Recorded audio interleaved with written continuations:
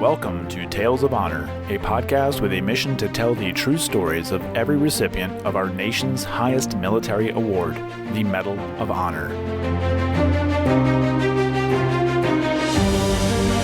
Hello, everyone, and welcome to today's episode of Tales of Honor podcast. I'm your host, Christoph Ambrosch, and today's episode is number 549. Coming to you a day late. I explained it yesterday, but thank you all for understanding and listening to yesterday's re-airing of an episode from 4 years ago. One correction I forgot to make at the beginning of that bonus episode yesterday was that originally the Medal of Honor Museum was scheduled to be made in South Carolina, as spoken about in the interview. It has now been moved to Arlington, Texas, so just wanted to make that quick little correction. I have 3 birthdays to go over today, and then we'll get right into today's World War II story. First up is Mr. Alfred Raskin. Alfred Raskin is a former U.S. Army Lieutenant Colonel that earned the Medal of Honor for his actions during the Vietnam War, and his birthday was Saturday, September 10th, 1945, so he turned the beautiful age of 77. Next up is actually today. It belongs to Mr. Clarence Sasser. He was born on this day, September 12th, 1947, and he is a former U.S. Army Specialist 5 that earned the Medal of Honor for his actions during the Vietnam War. So a happy 75th birthday to Mr. Clarence Sasser today. And lastly is tomorrow, Mr. Frank Herta. His birthday is September 13th, 1947, so he'll be turning the beautiful age of 75 tomorrow as well. He is a former Specialist 4 in the U.S. Army that earned the Medal of Honor for his actions during the Vietnam War. So very happy birthdays to Mr. Alfred Raskin, Clarence Sasser, and Frank Herta. I did cover Alfred's story way back when, and I do have a link in the show notes so you can check out his story for more information. That is all I have for today. Oh, no, I take that back. I have one more bit of information here. I recently had the honor and pleasure to be a guest host on the Digression podcast, and I urge you to go listen to that episode. I will have a link in the show notes. It's available everywhere that you listen to this show. So wherever you're hearing this beautiful voice right now, you can also go find the Digression podcast. It's always fun to sit in with the guys over the Digression podcast, Chris and Jody. Chris was out, so I took the liberty of filling his metaphorical shoes just for a little bit, and I do urge you once again to go listen to that podcast. It's one of my favorite military podcasts that I listen to. It's not your typical brovet podcast like I've described in the past, and I do highly encourage you to go listen. This was their in the news section, so not so much historical story like they typically do. This is their current events episode. So go ahead, link in the show notes, go check them out. Other than that, I got nothing else to go over today, so let's get into today's Tale of Honor. Daniel was born on the 26th of July, 1890 in San Francisco, California, where he also grew up and went to school. He went on to the U.S. Naval Academy after high school and graduated in 1911, receiving his first assignment on board the USS California. The following year, Daniel was promoted to ensign, and he received a promotion to lieutenant junior grade in May of 1915. Because he avoided getting drunk and consistently attended Catholic Mass, many assumed he was a conscientious sailor.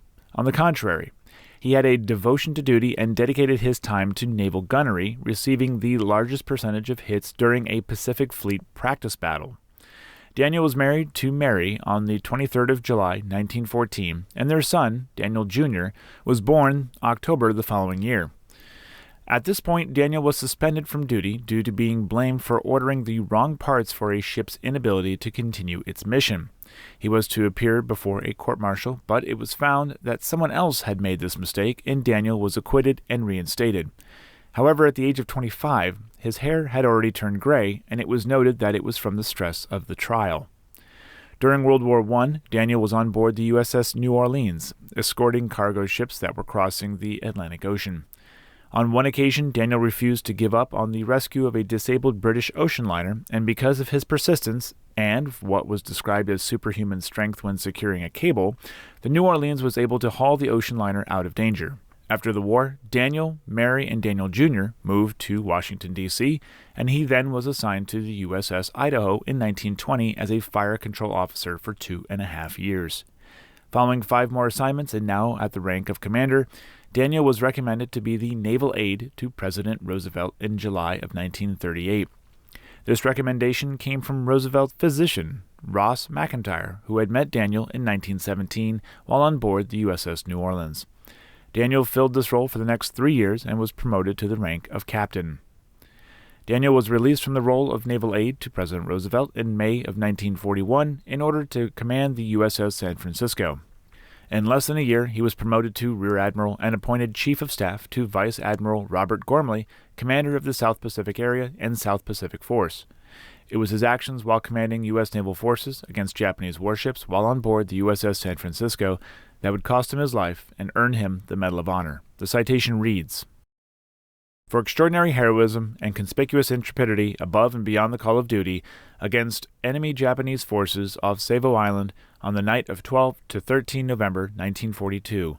Although outbalanced in strength and numbers by a desperate and determined enemy, Rear Admiral Callaghan, with ingenious tactical skill and superb coordination of the units under his command, led his forces into battle against tremendous odds, thereby contributing decisively to the rout of a powerful invasion fleet and to the consequent frustration of a formidable Japanese offensive. While faithfully directing close-range operations in the force of furious bombardment by superior enemy firepower, he was killed on the bridge of his flagship. He courageously initiated inspiring leadership and judicious foresight in a crisis of grave responsibility were in keeping with the finest traditions of the U.S. Naval Service. He gallantly gave his life in defense of his country." Even though he had died, in addition to Rear Admiral Norman Scott, the battle had ended with a victory for the Allies. U.S. Navy tactical techniques changed soon after this battle, after an analysis showed some flaws in Daniel's decisions. On the 9th of December, 1942, Daniel's son, now a lieutenant junior grade in the Navy, received his father's Medal of Honor from President Roosevelt in a ceremony at the White House. Daniel Judson Callaghan was 52 years old when he died on the 13th of November, and he was buried at sea. There is a cenotaph for him at the Holy Cross Catholic Cemetery in Colma, California, as well as his name listed on the tablets of the missing at the Manila American Cemetery and Memorial in the Philippines. And that was a Tale of Honor. Thank you for listening to Tales of Honor, and if you enjoyed the show, please be sure to subscribe and tell your friends and family. Tales of Honor is written and produced by Christoph Ambrosch, and theme music is Loyalty and Duty by Floruz Music.